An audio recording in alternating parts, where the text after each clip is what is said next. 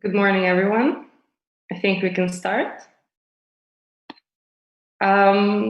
Welcome to the digital innovation session, the path towards digital economy session, the path towards innovation and sustainable development. My name is Jana, and together with Slobodan, we will be moderating this session.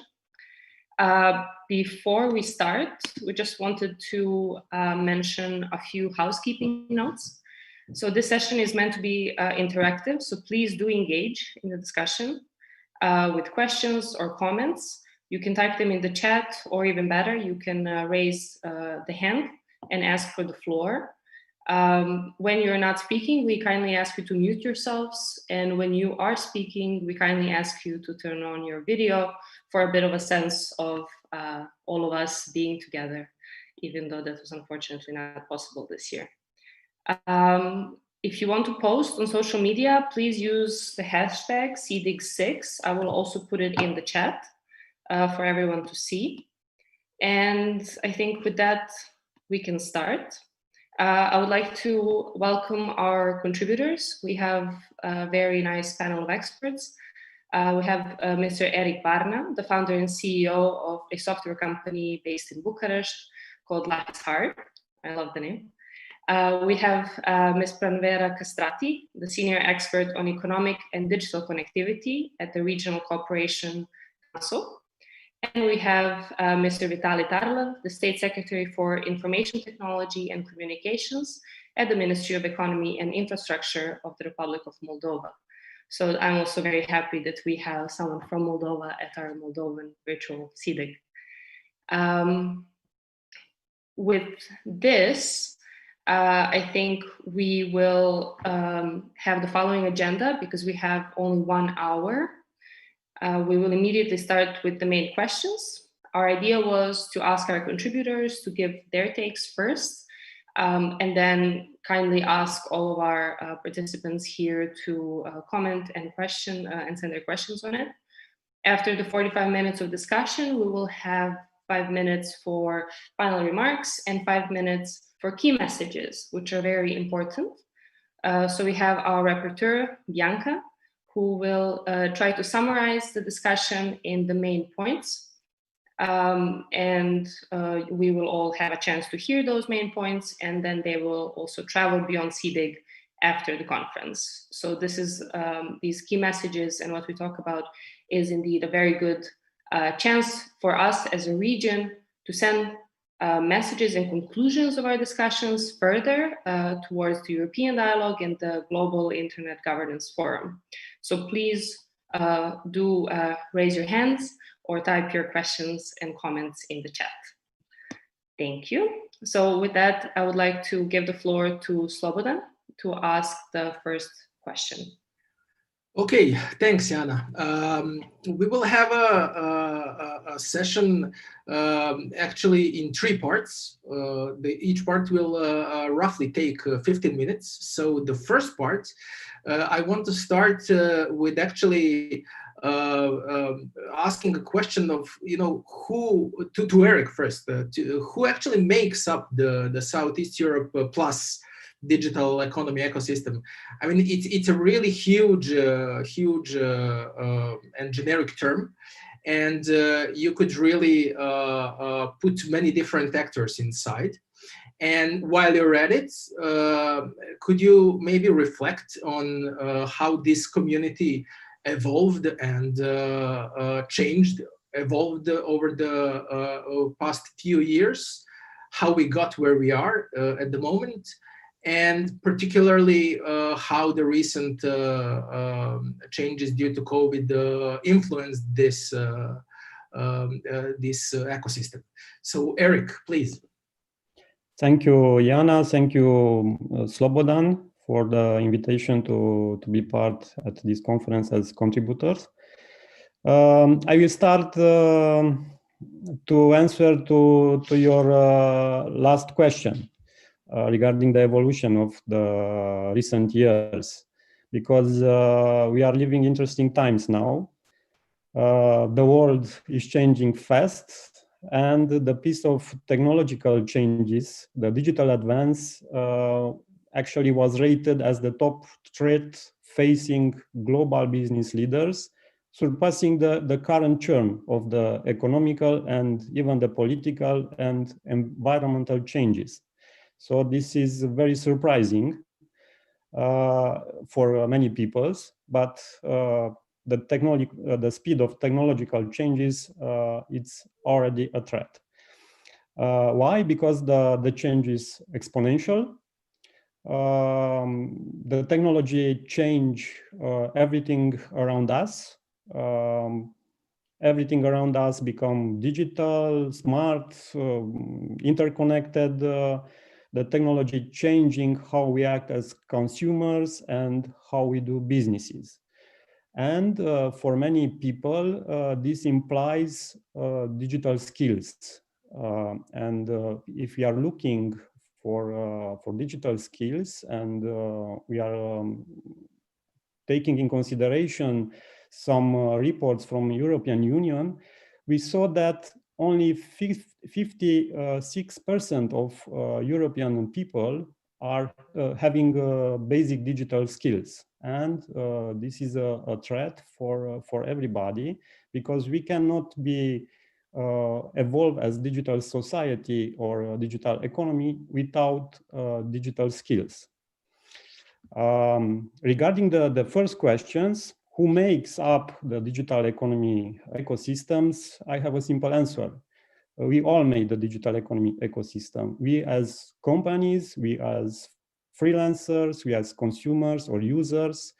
Actually, we are the backbone for the digital economy and the digital ecosystem.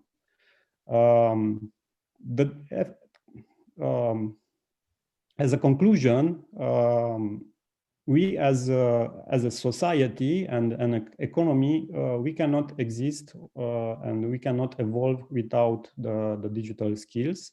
And this is the backbone for the entire system, for the entire ecosystem. And by the other hand, the blood of the digital economy is the digital data. Actually, data is now the most important asset for many companies. Without data, those companies cannot exist. The businesses of those companies cannot evolve. So thank you. So basically, you think that digital is now basically entered the mainstream in many areas, and that the key challenge remains skills, right? Yes, because we cannot digitalize companies or the society, or we cannot integrate technologies in many businesses without the digital skills of the people. So Okay. the digitalization is just a tool. Okay, Vitaly, what's your take on this? Yeah, thank you. I just wanted to add, in order to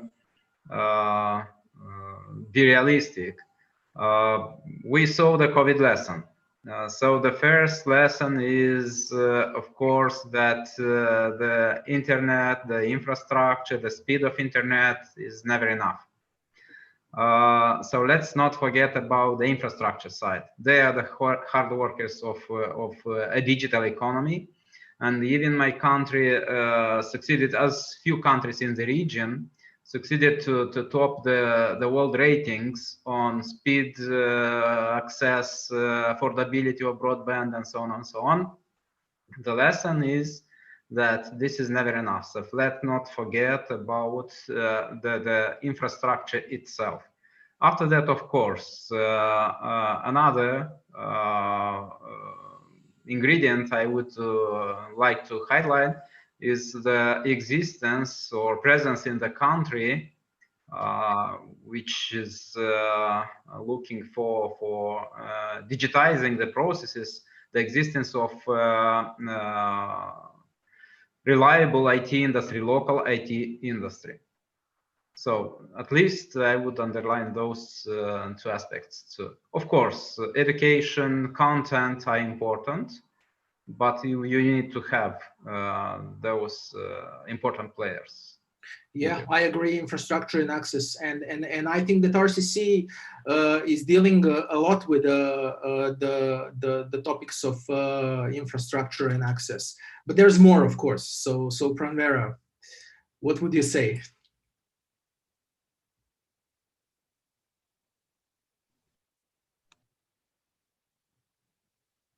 Oh, please unmute yourself. Yes, Yeah. sometimes, sorry for this. Sometimes technology is becoming difficult, though we are now for months working in these digital platforms, but still, it's like sometimes you get, into troubles.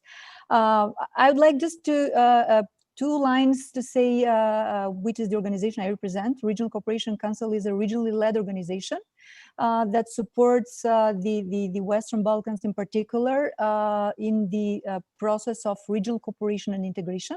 And part of it is digital transformation of the region. And as it was already mentioned by Eric and Vitaly, the COVID showed us that indeed we are facing a period where we are going from physical to online. We are going more and more teleworking, teaching online, learning online. And this pandemic showed that the digital platforms indeed are working well. However, there are still things that we need to consider, and the digital divide and the requirements to have digital infrastructure in each of the economies is a prerequisite for you to have also speed of internet, what Vitaly was saying. But at the same time, having people that know how to use the digital platforms and how often they use it for, and for what purpose. We in RCC have produce a survey yearly, which is called Balkan Barometer. And according to the latest data of Balkan Barometer 2020, the citizens of the Western Balkan, 83% of them use the internet, but mainly they use it for entertainment and for communicating with each other. And only 30%, for instance, of them use it for education purposes. When it comes to the online payment or using the platforms to pay bills, they are still very low. They are not using it quite frequent. Merely 3% of the population of the Western Balkans use the e-services offered by the government platforms. And there have been so much in regard to the interoperability and providing access to services for citizens in the Western Balkans. And I believe that the more we go in digital, the more, let's say, the challenges are higher because the technology is going very fast. And having the basic digital skills in the Western Balkans, let's say, lagging behind the EU average, let aside the advanced digital skills and the skills required for the ICT specialist in the region, which makes up for the demand side of the of service provision more and more difficult. However, maybe I would like to also reflect a bit on some, let's say, good results or advancement the economies are going in 5G. So what this let's say period is showing us is that 5G is getting more and more into everyone's policy making front runners, and it's becoming something that the economies of the Western Balkan are working. They are defining now action plans how to introduce the 5G. Have already started non-commercial testing for 5G. Are already piloting some 5Gs, which I think that would improve. But of course, as long as we have the capacity to use what the 5G would provide for the citizens. So this would be, at this stage, the remarks I wanted to make. Yeah, I agree with you that basically we need more awareness of the benefits that e-commerce and various other applications of ICT like e-government, for instance, bring, and to have these services more massively used in the Western Balkans particularly, but in the wider region of Southeast Europe. And it seems to me that, some hard obstacles that we had in the past in the region, like, the outright inability for entrepreneurs to, for instance, use online payment services. This problem has practically disappeared over the past couple of years. So, I mean, the situation is still not perfect, but, we're getting there. However, what seems to me that COVID outlined a huge problem with the logistics, for instance. So these are some things. Of course, you have other parts of the legal framework that needs to be sorted out, like taxation and labor legislation and all other things which do require some kind of heightened interest from the governments. So do you see these topics getting bigger attention and higher on the government's political agendas? If I may start with that one, because indeed e-commerce has shown to be quite important in the digital ecosystems, and this in particular because its potential to economic growth are really high. However, although businesses and people are trying to see it as an instrumental and supporting their daily life, we have to say that in the agenda, there are things that policymakers have to address. And this is first aligning the acquis for e-commerce with the EU, in particular those that are, of course, related to VAT, though we have to say that this is something that relates to the internal market, is a provision that for the Western Balkans, for the time being, cannot apply due to the state of accession. But there are also other barriers that are related, let's say, to the geo-blocking or to parcel delivery and other barriers to e-commerce that are more of a cooperative nature, and also cross-border transactions and recognition of this, let's say, trusted services and recognition of these signatures, so that the documents can be easily cross-border shared among the economies, and the e-commerce can provide the benefits that indeed it has. But just to say, for instance, that from the demand side, the online shopping in the Western Balkans is still very behind the EU average, while in the area of SME selling of online cross-border, again, so we as the Western Balkans, including Moldova in this, so as part of a bigger region, our SMEs selling online cross-border is 3%, while for EU this is at 8%. So it shows already that we are behind, but we are progressing, and this is very high in the agenda for the Western Balkans. And I can touch upon on this, later on when we discuss maybe on the role of stakeholders or other aspects of digitalization. But for sure, it is high in the agenda, political agenda of the Western Balkans and the leaders. Okay, great. Do we have maybe some reaction or reflection from the audience? I'm not seeing any hands either. Can I add something? Yeah, of course, please do. Yeah. What we saw in the COVID period and lockdown, many of small companies started to consider to go online, even if they didn't have some e-commerce presence or websites. But also because of lack of knowledge regarding the process, they have considered that it's enough to set up a small website to sell online, and the clients will come. And many of them, they have been disappointed because this small investment didn't return the expected revenue.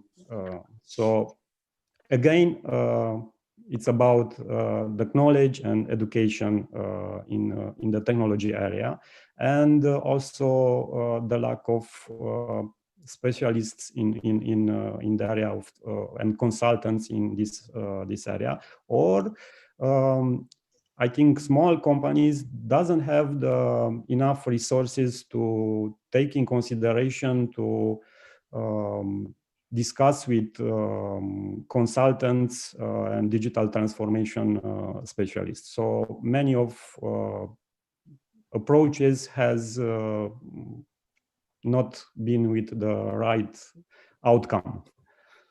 Yeah, I mean, I agree with you, and but would you agree with me as well that this COVID situation did provide a big motivation and a big push towards digitalization? Of course, many people shop for the first time. They were disappointed because the experience wasn't that good, maybe, or they had a problem with the delivery. But they tried it, and some of those people remained, regular users, and this trend is ongoing. So at the same time, it's an opportunity. Some would say a once in a lifetime opportunity. Okay, great.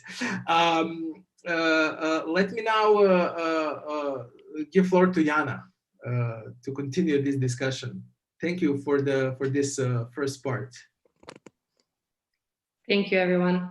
And I see we have a question in the chat, but I think that we can also, thank you, Bogdan, for the question. We can also address it with with our following question for the contributors and for you. So we heard some of the main, let's say, characteristics of the ecosystem now, and especially in relation to COVID.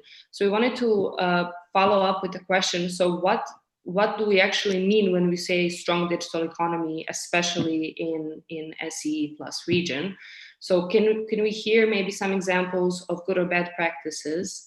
And when I say these examples and what is a strong economy, we are maybe thinking exactly of these cases of traditional business models adapting to the digital world, or maybe funding public and private initiatives, examples, or maybe if you know about some, let's say, successful projects of supporting the capacity to innovate.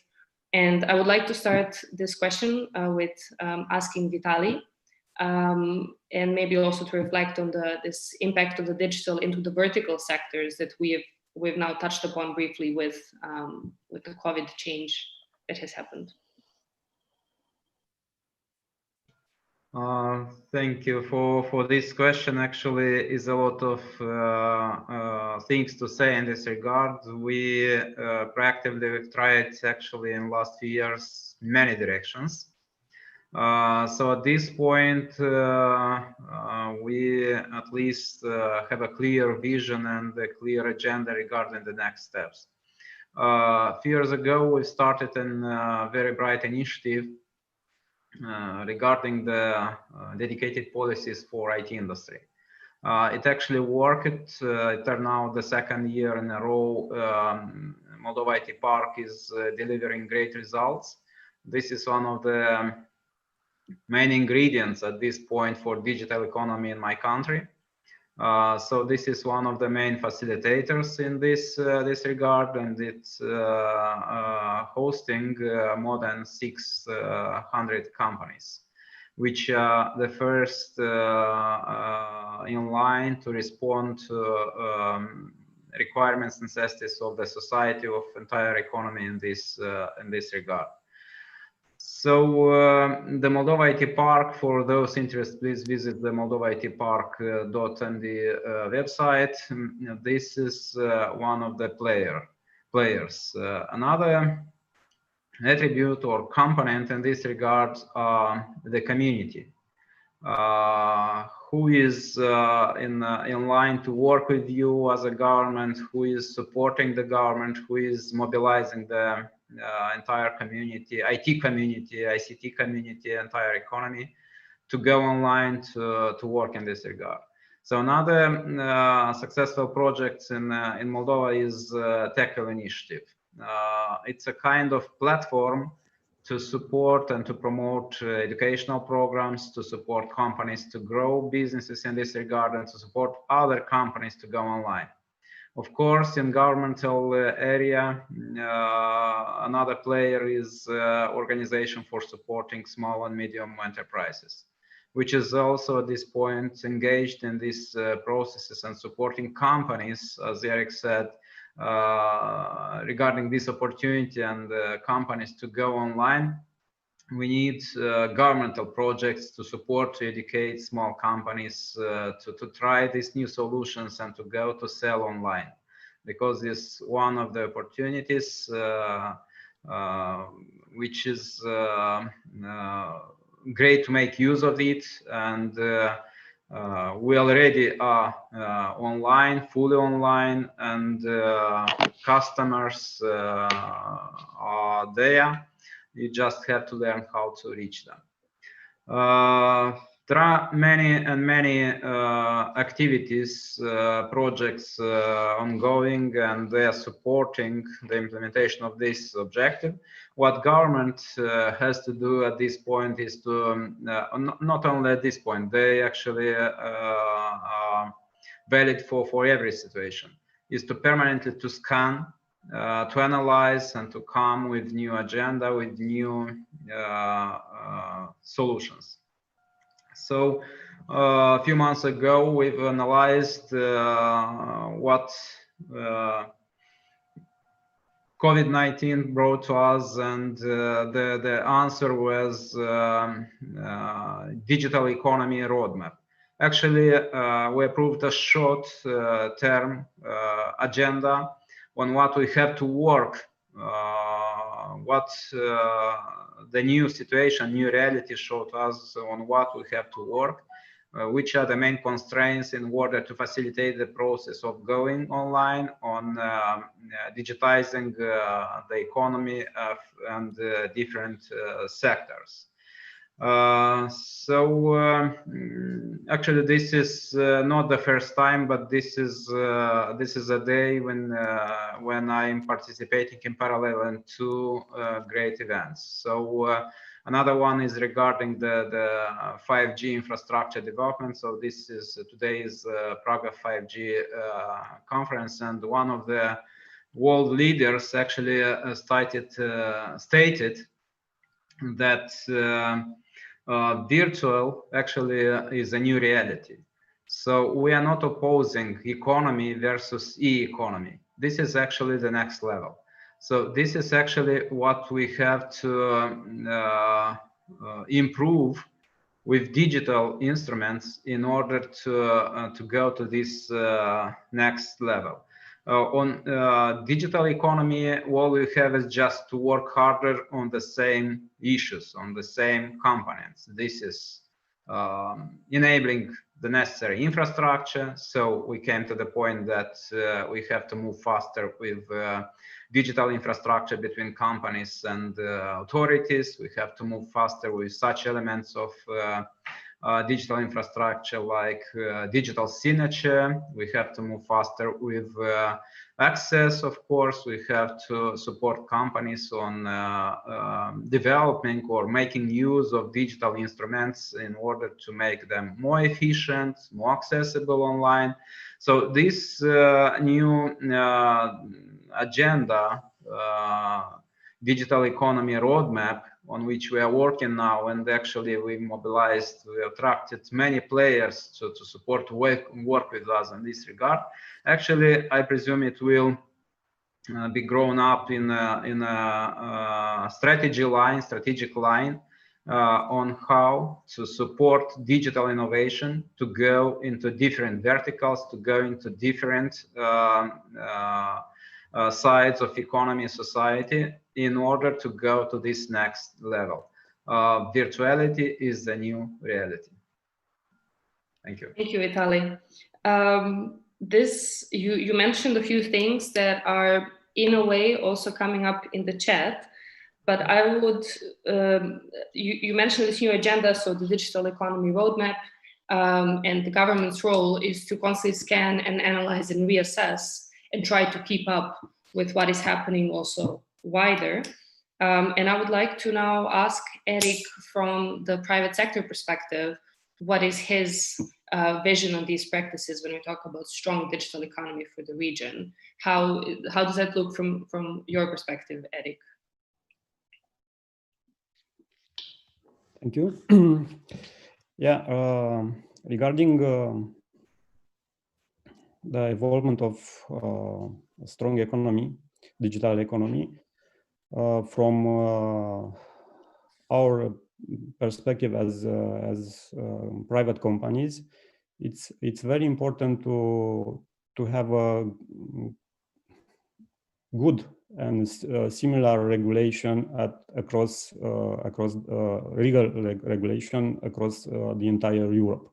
neither we are talking about Central or Eastern or Balkan region, doesn't matter. It's important to have good regulation to support the digital economic development.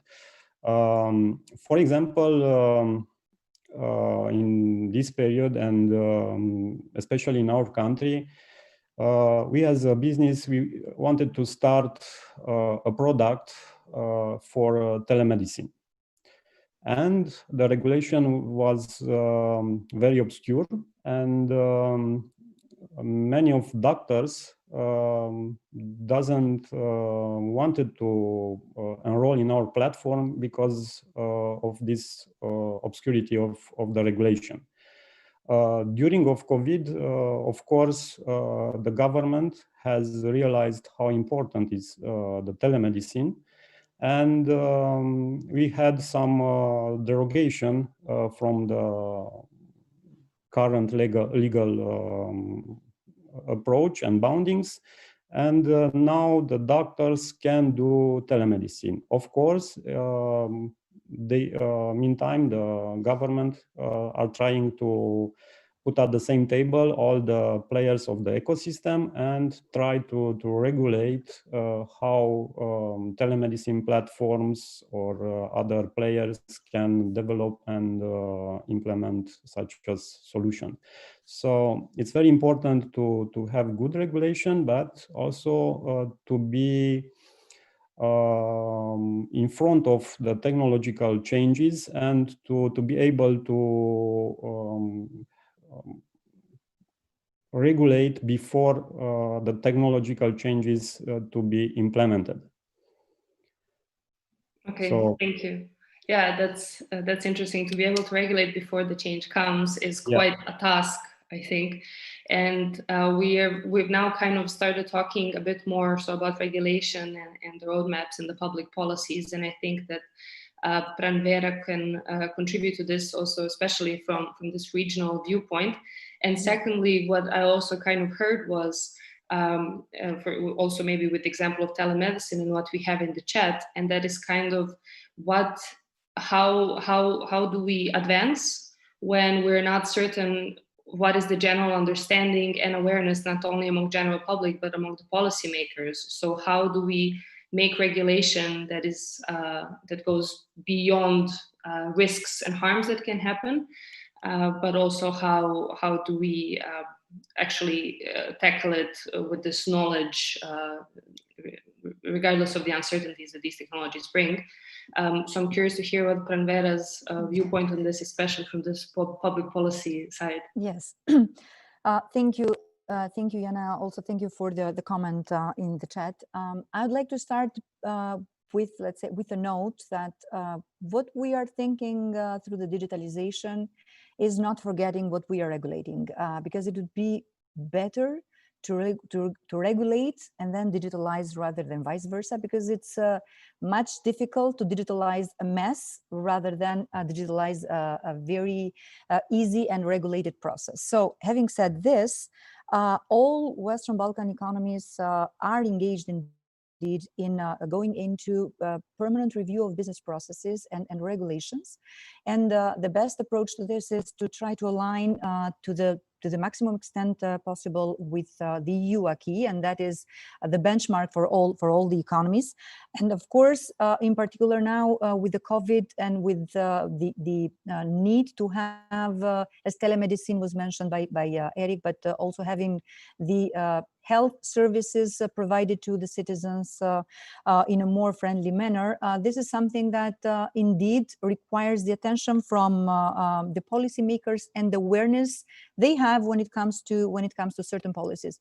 For sure, we have to understand that for any policymaker, what comes first is the citizens and the welfare and the well-being of the citizens. So any policymaking and any regulation comes from this perspective. And I wanted to bring about a very positive example we have in the region in this, because we are all talking about digitalization, but at the same time, we are forgetting the cost of the transactions. And this is very much related to the telecommunication costs. And probably probably some of you know, but we have in the region already in place a regional roaming agreement that reduced the roaming charges substantially from the 1st July 2019, and will have a roaming-free region from the 1st July 21st, which would be for the citizens of the region, but also for the businesses, really push forward in reducing their transactions when it come to the cross-border services. But apart from this, we should not forget that policymakers should also think of from the innovative perspective and how we can innovate and to what extent we can innovate. And as Jana was flagging before, whether there are public fundings or where we stand with innovation, we in the region still have a very low productivity, which means that makes us less competitive to internationalize and go to the European market or global market. And the moment we innovate, we can definitely be more competitive in the region. And during the past 3 years, only 4% of the enterprises in the region received public or donors financial support to innovate activities, which shows the need and the importance for policymakers to consider it. And if we simply see at the figures of intensity for research and development as a share per GDP in the Western Balkans, which is really low, 0.46%, which is 5 times lower than the EU average. It tells a lot that the policymakers should pay attention to this innovative, and though we are a modest region when it comes to the innovation, of course we are progressing, but this is something that from the policy perspective should be seen with a greater attention. And as I see the time is running, I wanted simply to flag that as part of the efforts the Western Balkan is doing for the further integration within the region, having in mind that we are small market, small economies, and we can benefit from the economies of scale only if we integrate further. We are now in the process of preparing the upcoming 4th year's agenda for the regional economic integration of the region that includes within it actions related to innovation, to industrialization, to value chains, and digital transformation is definitely the core bone of the actions. And the role of the policymakers throughout the region is not only to be open-minded and to be the front runners when it comes to proposing very strategic objectives and policies in this regard, but at the same time to translate those into concrete measures in each economy, covering digital infrastructure, digital skills, digital economy, and cross-border transactions, and definitely all the new practices that are becoming now more and more evident, like artificial intelligence, Internet of Things, blockchain,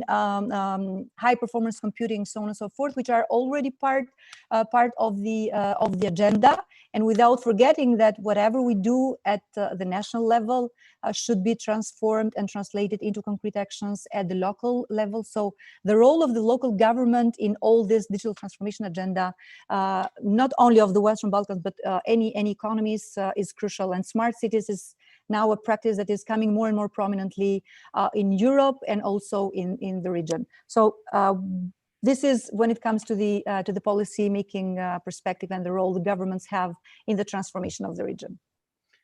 Thank you very much, Pranvera. That was actually the question I wanted to ask you. So thanks for answering it even before I posed the question. but precisely due to this, I wanted to maybe discuss with the others. Maybe something of what is ahead of us. The region had a wave of elections in the previous period, apart from COVID, of course, and we have a new government in Croatia. We have a new government in North Macedonia. Yeah, of course. We Montenegro in the pipelines. Yeah. Governments in Serbia and Montenegro as well. Yes. And Montenegro and the North Macedonian government really tried hard to put digital on their government's program. They announced, for instance, lowering the personal income tax for IT industry, focus on startups, new open data strategy, and radical transparency.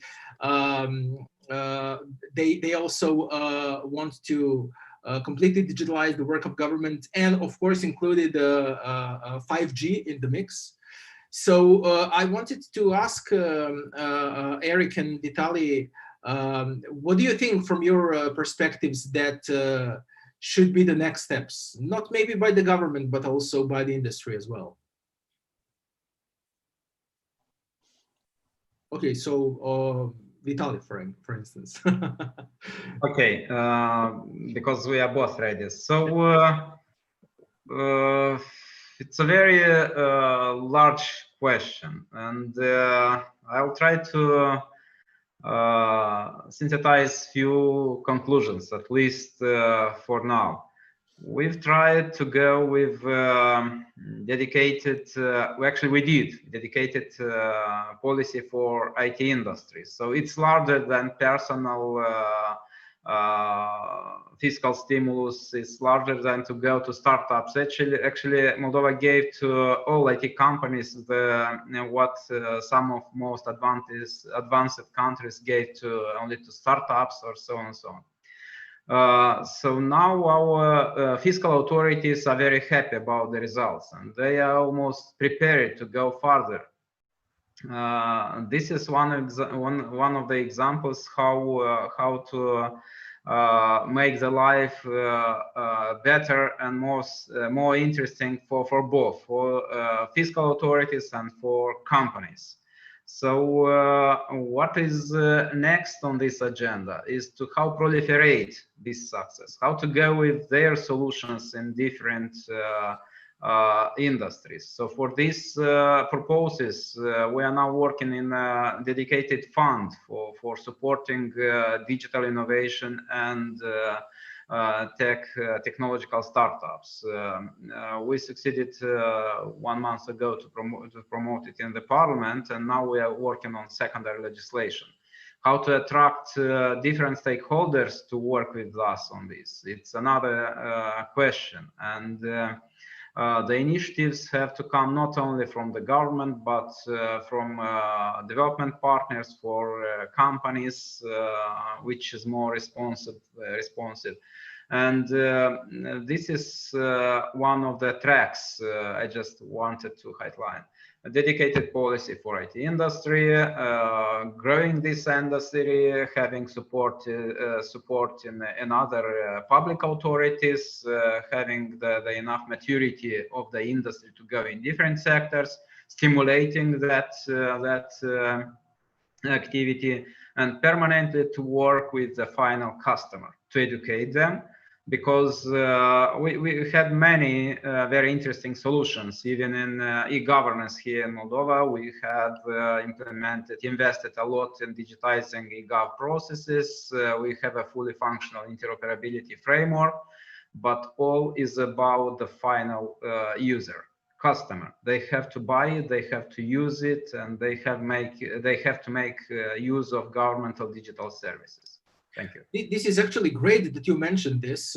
I think that this is this focus on the user, and starting from the user and the user's experience in basically using e-government services, which are pretty much the same as e-commerce. You're just ordering government services. You're not ordering goods, but the process is similar. Is a great lesson that the private sector can also provide to the government, and the government can learn a lot from the private sector on how to make the applications and services that people like and want to use. And I think I fully agree with you that this is the right way to go, and a huge space for intervention in the next 5 to 10 years. Moving governments more towards the users. But Eric, please share us some of your thoughts. Yeah, I perfectly agree with Mr. Vitaly. I think we can search how we can improve or enlarge the talent pool, and also to motivate people from abroad who emigrate to different European countries or even in the States to come home with their knowledge. and to contribute to the digitalization of the society. Meantime, I think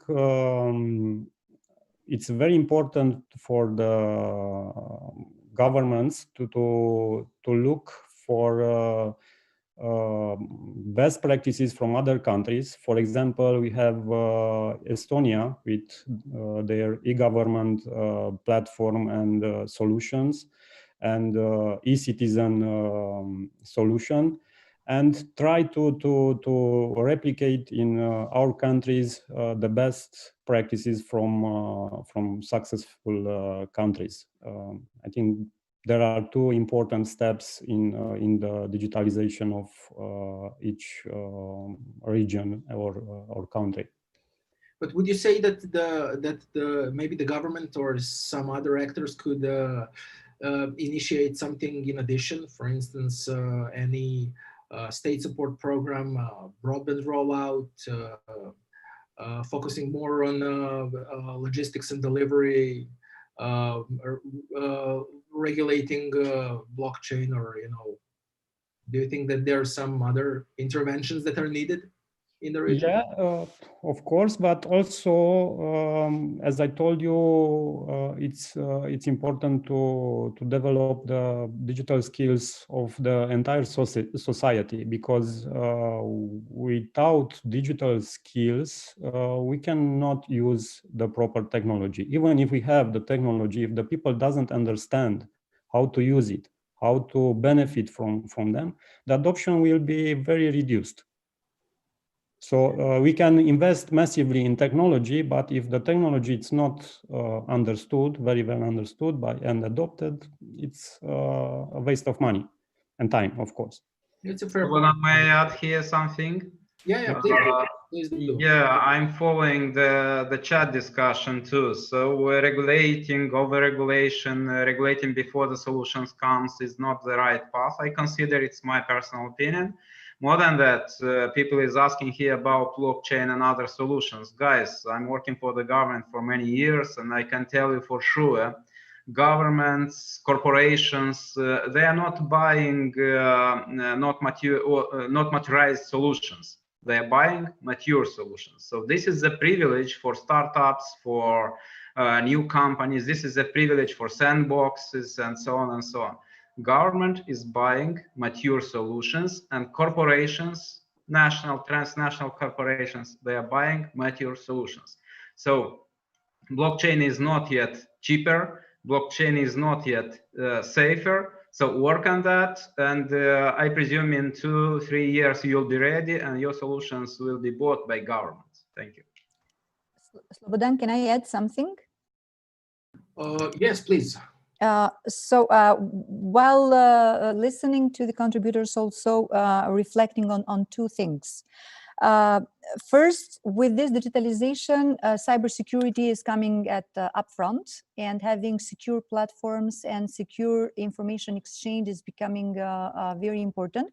And in particular, when it comes to the data protection and privacy, which all governments have at high priority politically, but also economically. So this is something that should go hand in hand with the digitalization, resilience of the cyberspace of any economy, but then of the regions, because attacks and threats do not know borders, and they can in a way limit our capacities to work further in this regard. And the second thing, I really like the point of Vitaly on the smart solutions and buying smart solutions, be it those offered by different projects or private sector. It's for sure that no one buys something that is not mature. But I simply wanted to flag that in EU, there is already a program that supports this, is a Square program that provides IT solutions for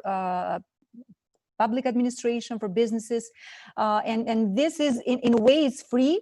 And this is also very beneficial to the public administration and goes line in line with the public administration reform, all Western Balkans in this regard having more expertise in this area are doing, and developing the portals to provide these services. So all these elements should also be taken into consideration, and either you regulate or over-regulate sometimes is offset by the higher objective, which is digitalization.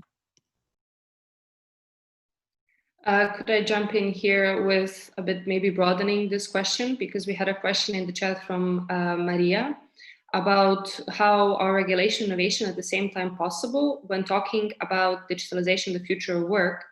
And what stood out here was that she adds, there's a serious digital divide in each country, and digital economy refers to all countries in the cooperation.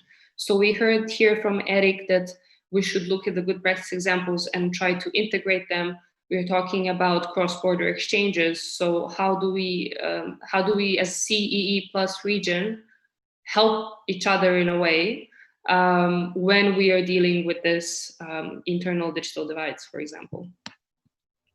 And the question is open for anyone who would like to take it.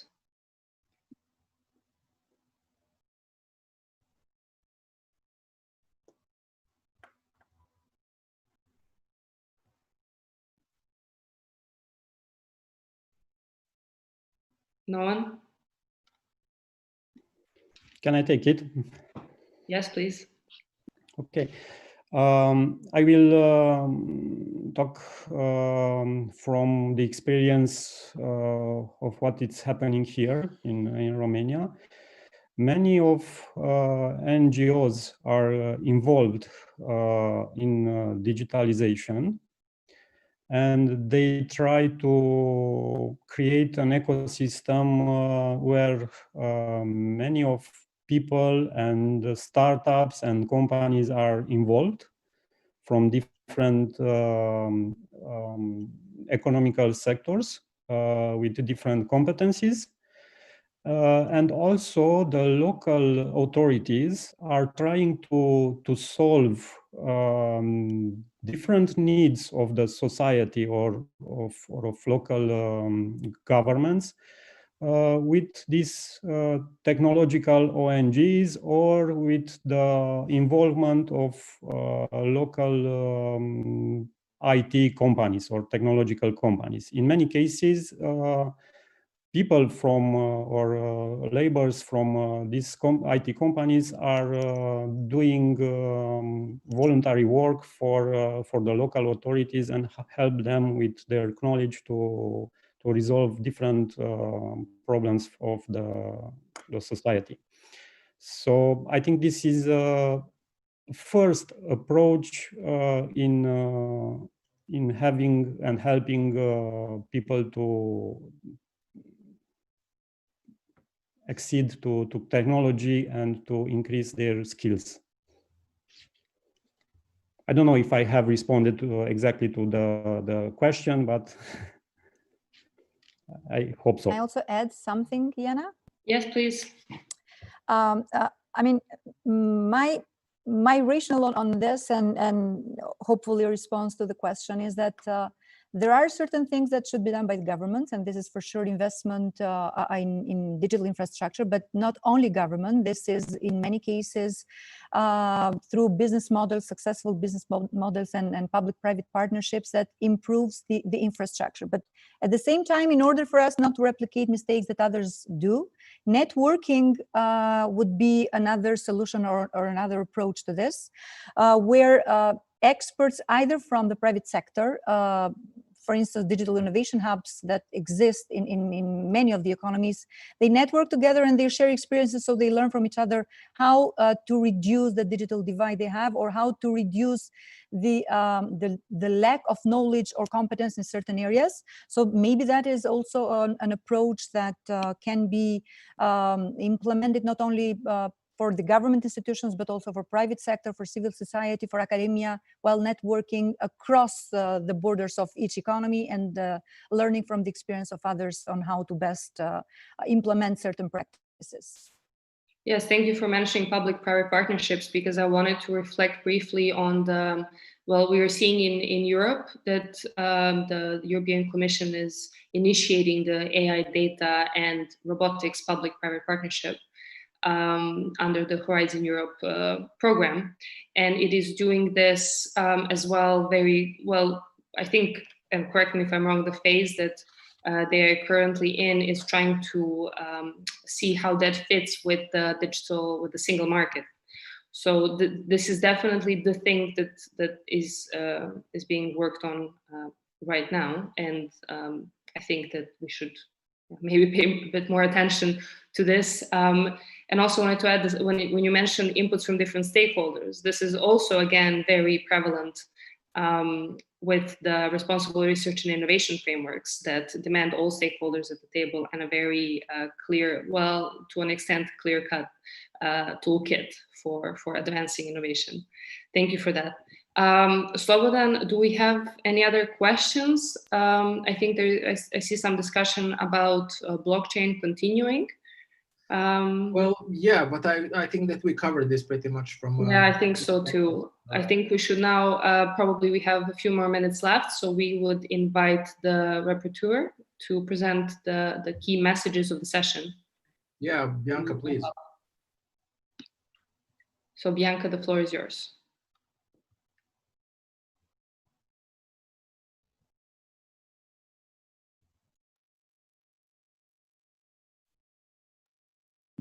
Oh, unmute yourself, please.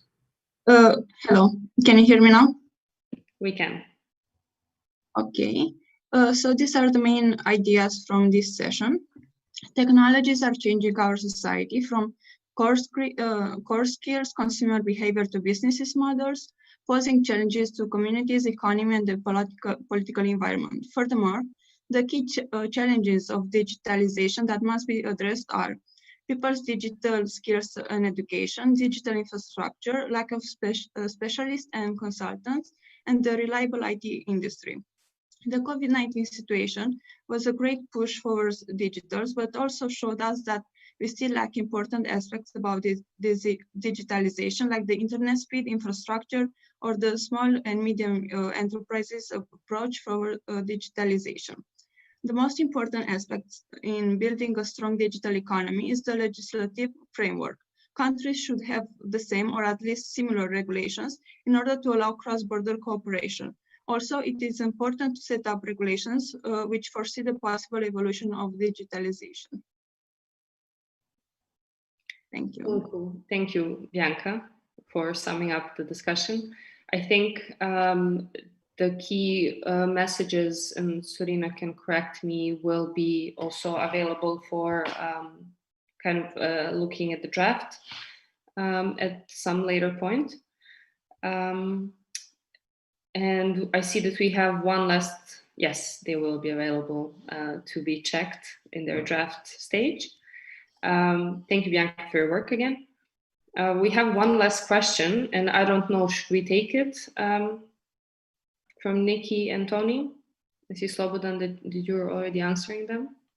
Well, I think that Pramera already mentioned something regarding the electronic ID and cross-border services being on the RCC's agenda, and RCC is basically pushing for harmonization in this area. So basically this answers Tony's question. Yeah, so I can add if needed, but that's it. I mean, what Slobodan said, yeah.